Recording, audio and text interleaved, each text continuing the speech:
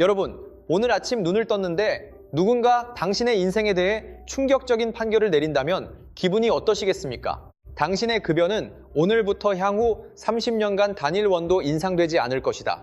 아마도 악몽이거나 말도 안 되는 헛소리라며 코웃음 치시겠지요? 하지만 바다 건너 한때 전 세계의 부를 독식했던 경제 대국 일본에서는 이것이 1억 2천만 국민이 매일 마주하는 냉혹한 현실입니다.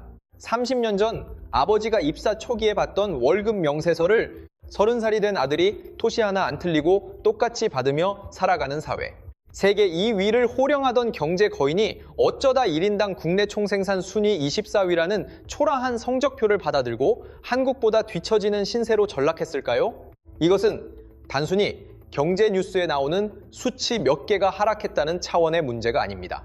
국가라는 거대한 시스템의 엔진이 완전히 멈춰버린 기괴한 미스터리이자 머지않아 대한민국 경제에도 닥쳐올지 모르는 섬뜩한 미래의 예고편입니다. 오늘 영상을 끝까지 시청하지 않으신다면 여러분은 우리 턱 밑까지 쫓아온 거대한 위기의 신호를 놓치게 될지도 모릅니다. 자, 시계바늘을 1989년 도쿄 긴자 거리로 돌려보겠습니다. 전 세계가 일본 앞에 무릎을 꿇었던 그 찬란하고도 광기에 휩싸였던 영광의 시대로 들어가 봅니다. 상상해 보십시오. 1989년의 일본은 단순한 부자 나라가 아니라 지구의 경제적 주인이나 다름없었습니다. 당시 글로벌 시가총액 상위 50대 기업 명단을 보면 그중 무려 32곳이 일본 기업이었습니다. 1위부터 10위까지는 사실상 일본 기업들의 동무대였죠. 지금 우리가 우러러보는 애플, 구글, 마이크로소프트를 전부 합친 위상을 당시 일본의 시중은행들과 전자기업들이 가지고 있었던 셈입니다. 음악. 당시 도쿄 긴자의 땅값이 얼마나 비현실적이었냐 하면 도쿄 황궁의 그 좁은 부지만 팔아도 미국 캘리포니아주 전체를 매입할 수 있다는 말이 돌았는데 이게 농담이 아니라 실제 부동산 데이터를 분석한 결과였습니다. 일본인들은 주체할 수 없이 쏟아지는 현금을 들고 뉴욕의 심장부인 록펠러 센터를 사들이고 엠파이어 스테이트 빌딩을 매입했으며 고흐의 해바라기를 수천억 원에 낙찰받았습니다. 미국인들은 자국의 자존심이 일본 자본에 다 넘어갈까봐 거리에서 일본산 라디오를 망치로 때려 부수는 퍼포먼스를 벌일 정도로 공포에 떨었습니다. 하지만 여러분, 진짜 소름 돋는 반전은 바로 이 지점에서 시작됩니다. 완벽해 보이던 이 황금빛 파티가 실은 지옥행 급행열차 티켓이었다는 사실을 당시에는 아무도 눈치채지 못했습니다. 축제가 절정에 달해 있을 때 일본 경제의 지반은 이미 붕괴하고 있었으니까요. 영원할 것 같던 파티는 허무하게 막을 내렸습니다. 1990년대 초 풍선처럼 부풀었던 부동산과 주식시장의 거품이 순식간에 터져버린 것입니다. 자산 가치는 하룻밤새 반토막이 났고 평생 모은 돈을 털어 집을 샀던 중산층은 눈 깜짝할 사이에 빚더미에 나앉았습니다. 그런데 여기서 우리가 주목해야 할 핵심은 경제 위기 그 자체가 아닙니다.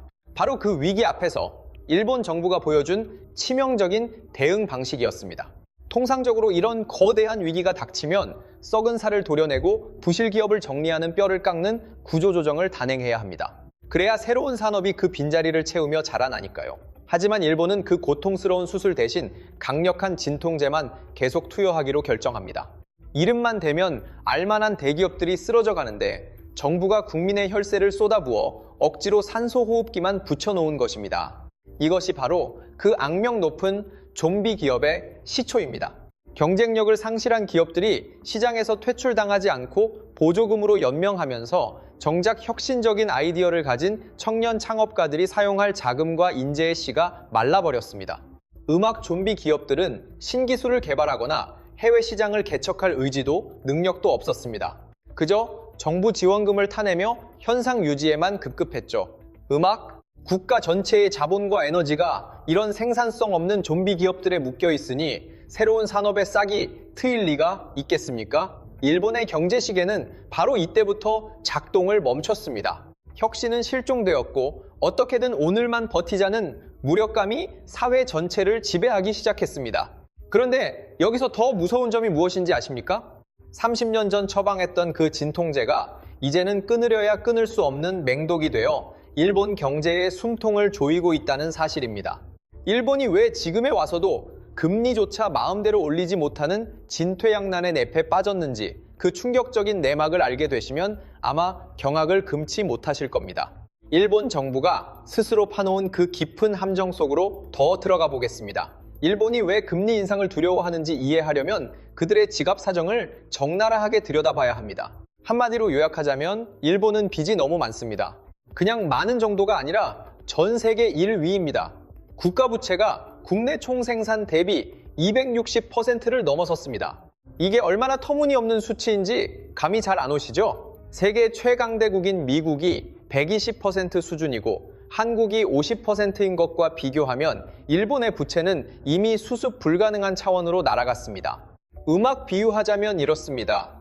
연봉이 5천만 원인 사람이 있는데 빚이 무려 1억 3천만 원이나 있는 상황입니다. 이 상태에서 은행이 대출 금리를 딱 1%만 올려도 어떻게 될까요? 한 달 월급의 대부분을 이자 갚는 데만 쏟아 부어야 합니다. 음악. 가족들 밥 먹일 돈조차 남지 않겠죠? 일본 정부가 지금 딱 그 꼴입니다. 금리를 올리면 엔화 가치가 방어되겠지만 물가를 잡으려다가는 국가 재정이 파탄날 위기입니다. 일본 재무성의 시뮬레이션을 보면 상황은 심각합니다. 금리를 불과 1%에서 2%포인트만 올려도 정부가 부담해야 할 국채 이자 비용은 수십조 원에서 최대 100조 원까지 폭증하게 됩니다. 사실상 국가 예산 운용이 불가능해지는 재정 붕괴 시나리오죠. 전 세계가 인플레이션을 잡기 위해 4%, 5%씩 공격적으로 금리를 인상하며 긴축에 돌입할 때도 일본은행이 나 홀로 제로 금리를 고집할 수밖에 없었던 결정적 이유입니다. 그러나 그 대가는 혹독했습니다. 글로벌 자금이 고금리 통화로 쏠리면서 엔화 가치는 바닥을 모르고 추락했고 수입 물가는 통제 불능 상태로 치솟았습니다. 임금은 제자리인데 식료품비, 에너지 요금 등 생존 필수 비용만 급등하는 스태그플레이션의 공포가 현실이 된 것입니다. 막대한 빚을 갚느라 국민들의 고통을 외면할 수밖에 없는 무능한 정부, 이것이 일본의 현주소입니다. 하지만 더 근본적인 위기는 인구 구조의 붕괴라는 거대한 해일이 일본 열도를 덮치고 있다는 점입니다. 음악. 과연 일본은 이 복합 위기를 견뎌낼 수 있을까요? 혹자는 일본이 여전히 막대한 해외 자산을 보유한 부자 나라가 아니냐고 반문할지 모릅니다. 맞습니다. 국가는 부유할지 몰라도 그 사회를 지탱하는 개개인의 삶은 처참하게 무너져 내렸습니다. 일본 노동자의 실질 임금 데이터를 분석해보면 충격적인 결과가 나옵니다. 1991년과 2021년의 임금을 비교했을 때 30년간 상승률은 고작 5%에 불과했습니다. 음악 같은 기간 미국이 50% 이상 성장하고 한국이 비약적인 소득 증대를 이뤄낼 때 일본 경제만 수십 년째 제자리 걸음을 하고 있었던 겁니다. 주변국들이 질주할 때 멈춰 있었으니 사실상 경제적 퇴보나 다름없습니다. 편의점 아르바이트생이나 대기업 신입사원이나 20년 전 급여 명세서와 별반 다를 게 없는 기이한 현실. 소득이 정체되니 소비 심리는 꽁꽁 얼어붙었습니다. 불확실한 미래 탓에 지갑을 닫고 생존을 위한 저축에만 매달립니다. 500엔짜리 동전 하나로 점심을 해결하고 청년들은 자동차 구매나 연애 같은 경험 소비를 포기한 채 방 안에서 무료 콘텐츠만 소비합니다. 소비 절벽은 기업의 매출 감소로 이어지고 이는 다시 투자 위축과 채용 동결을 부르는 악순환을 낳습니다. 임금이 오를 리 만무하죠. 이 완벽하고도 잔인한 디플레이션의 굴레, 이것이 바로 우리가 말하는 잃어버린 30년의 실체입니다. 최근 일본 대기업들이 수십 년 만에 최고 수준의 임금 인상을 단행했다는 보도가 쏟아졌지만 여기에는 통계적 착시가 존재합니다. 물가 상승 속도가 임금 인상분을 압도하면서 국민들이 체감하는 실질 구매력은 오히려 뒷걸음질 쳤기 때문입니다. 하지만 경제 지표의 하락보다 더 섬뜩한 시한폭탄이 카운트다운을 시작했습니다. 국가 전체가 거대한 요양원으로 전락하고 있다는 인구학적 재앙입니다. 활기를 잃어버린 일본의 도심을 걸어보신 적 있으십니까? 그 고요함 속에는 국가 소멸이라는 무서운 진실이 도사리고 있습니다. 거리에서 마주치는 사람의 대부분은 백발의 노인들입니다. 현재 일본의 65세 이상 고령 인구 비중은 이미 30%에 육박해 세계 최고령 국가라는 타이틀을 거머쥐었습니다. 다가오는 2025년, 일본은 초유의 사태를 맞이합니다. 거대 인구 집단인 단카이 세대 전원이 75세 이상의 후기 고령자로 진입하기 때문입니다.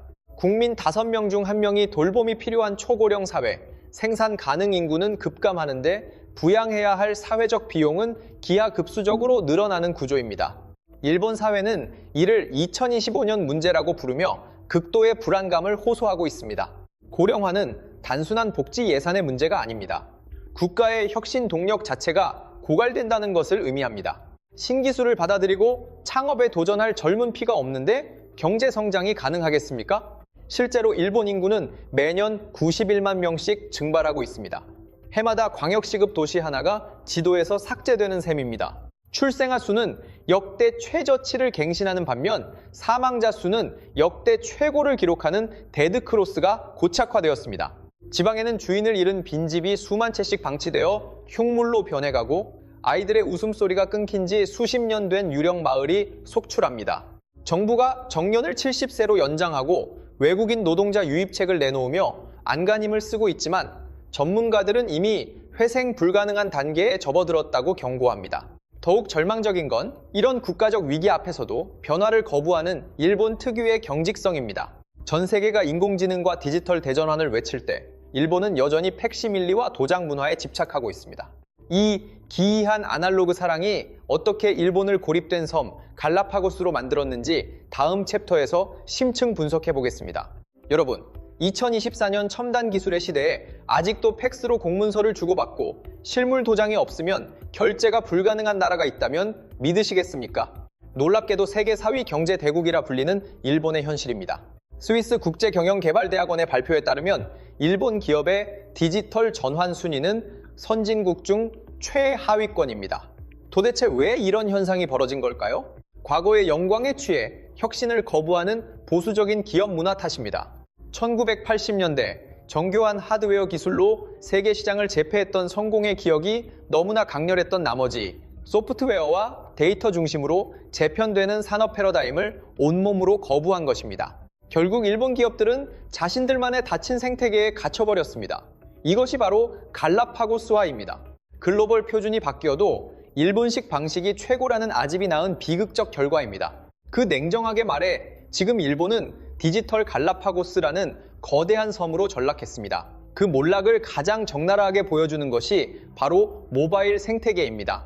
사실 아이폰이 세상에 등장하기 훨씬 전부터 일본은 휴대폰으로 웹서핑을 하고 이메일을 주고받던 모바일 기술의 최선두 주자였습니다. 하지만 일본 기업들은 내수 시장에만 통하는 그들만의 기술 표준을 고집하는 치명적인 실수를 저질렀습니다. 글로벌 시장의 패권이 애플로 넘어가는 순간에도 일본 소비자들은 저런 물건 안 쓴다며 현실을 부정하고 비웃었죠. 그 오만의 대가는 참혹했습니다. 현재 일본 스마트폰 시장은 애플의 동무대가 되었고 한때 세계를 호령하던 일본의 전자기업들은 흔적도 없이 사라지거나 껍데기만 남았습니다. 문을 걸어 잠그고 안에서만 안주하니 외부의 혁신적인 지식이 유입될 리가 없습니다. 일본의 영어 구사 능력은 조사 대상 113개국 중 96위까지 곤두박질 쳤습니다. 몽골이나 스리랑카보다도 영어를 구사하지 못한다는 충격적인 데이터입니다. 이것은 단순한 어학 실력의 문제가 아닙니다. 글로벌 스탠다드와의 단절, 즉 스스로 세계와 담을 쌓은 결과입니다. 그런데 여기서 정말 주목해야 할 반전이 있습니다. 이렇게 뒷걸음질 치는 일본을 한국이 확실하게 앞서 나가기 시작했다는 점입니다. 자, 이제 우리 대한민국 이야기를 해볼까요? 1989년 일본의 1인당 국내 총생산은 한국보다 무려 4배나 높았습니다. 당시 우리는 이제 막 산업화를 궤도에 올린 추격자였고 일본은 감히 넘볼 수 없는 거대한 경제 요새였죠. 하지만 35년이 흐른 2024년, 마침내 역사의 변곡점이 찾아왔습니다. 한국이 경제 지표에서 일본을 추월하는 골든 크로스가 일어난 겁니다. 격차는 시간이 갈수록 벌어지고 있습니다. 일본 경제의 자존심이라 불리는 니혼게이자 이 신문조차 한국의 뒷모습이 보이지 않는다며 탄식 섞인 헤드라인을 내걸었습니다. 도대체 어떻게 이런 역전극이 가능했을까요? 아이러니하게도 1997년 국가부도 위기였던 IMF 외환 위기가 우리의 체질을 송두리째 바꿔놓았습니다. 뼈를 깎는 구조조정으로 부실한 좀비 기업들을 도려내고 생존을 위해 강제로 해외 시장을 개척해야만 했으니까요. 변하지 않으면 죽는다는 절박한 공포가 한국을 혁신의 용광로로 밀어넣은 셈입니다. 그 결과 메모리 반도체 시장의 절대 강자가 되었고 K 콘텐츠가 전 세계 안방을 점령하는 문화 강국으로 도약했습니다. 반면 일본은 버블 붕괴라는 위기 앞에서 대수술 대신 진통제 처방을 택하며 혁신의 골든타임을 스스로 걷어찼습니다. 80년대에 세계를 제패했던 일본 반도체가 왜 무너졌는지 아십니까? 과도한 고품질에만 집착하다가 시장이 요구하는 속도와 가격 경쟁력을 놓쳤기 때문입니다. 그들이 자랑하던 장인 정신이 급변하는 디지털 시대에는 오히려 독이 된 것입니다. 하지만 구독자 여러분, 우리가 일본을 이겼다고 샴페인을 터뜨리며 그들을 조롱만 해도 되는 걸까요? 진짜 등골이 서늘해지는 이야기는 지금부터입니다. 일본 추월이라는 달콤한 승리감 뒤에 어쩌면 더 거대한 퍼펙트 스톰이 우리를 덮칠 준비를 하고 있기 때문입니다. 우리가 손가락질하던 일본의 쇠락한 모습이 실은 한국의 예고편일 수 있습니다. 지금까지 우리는 일본 경제가 왜 침몰하고 있는지 그 내부의 병폐를 샅샅이 분석해 왔습니다. 과거의 영광에 취해 혁신을 거부한 대가, 감당할 수 없는 국가 부채 때문에 금리조차 마음대로 못 올리는 진퇴양난, 그리고 활력을 잃은 초고령 사회의 그늘까지 말입니다. 그런데 이 이야기들을 들으면서 섬뜩한 기시감이 들지 않으셨나요? 맞습니다. 대한민국은 지금 일본이 걸어간 그 쇠락의 궤적을 판박이처럼, 아니 오히려 더 가파른 속도로 따라가고 있습니다. 인구 절벽과 고령화 속도는 일본을 훨씬 앞지르고 있으며 합계 출산율은 매일 세계 신기록을 갈아치우는 중입니다. 천문학적인 가계부채 역시 언제 터질지 모르는 시한폭탄입니다. 일본의 잃어버린 30년은 결코 강 건너 불구경할 남의 얘기가 아닙니다. 일본이 무너진 가장 근본적인 원인은 돈이 부족해서가 아니었습니다. 변화를 거부하고 현실에 안주했기 때문입니다. 문제의 본질을 알면서도 고통스러운 개혁을 미루고 과거의 환상에 젖어 미래를 대비하지 않은 청구서를 지금 받고 있는 것입니다. 일본의 몰락은 단순한 이웃나라의 실패담이 아니라 우리가 지금 당장 혁신하지 않으면 마주하게 될 잔혹한 미래의 예고편입니다. 일본의 실패를 반면교사 삼아 우리는 무엇을 해야 할까요? 기득권 지키기에 급급해 변화를 두려워하고 미래 세대에게 빚더미를 넘기는 무책임한 행태를 끊어내지 못한다면 우리 역시 30년 뒤 한국도 한때는 잘 나갔었지라는 자조 섞인 회고를 하며 역사 뒤안길로 사라질지 모릅니다. 고통스럽지만 정체는 곧 죽음입니다. 오늘 분석한 일본 경제 몰락의 미스터리는 여기까지입니다. 1989년 경제 패권국에서 2024년 OECD 24위로 추락한 일본의 현실, 여러분은 어떻게 분석하십니까? 이것이 단순히 엔저 현상에 의한 일시적 착시일까요? 아니면 돌이킬 수 없는 시스템 붕괴일까요? 혹시 일본이 저력을 발휘해 다시 부활할 것이라 보시는 분들도 계신가요? 여러분의 날카로운 통찰을 댓글로 공유해주세요.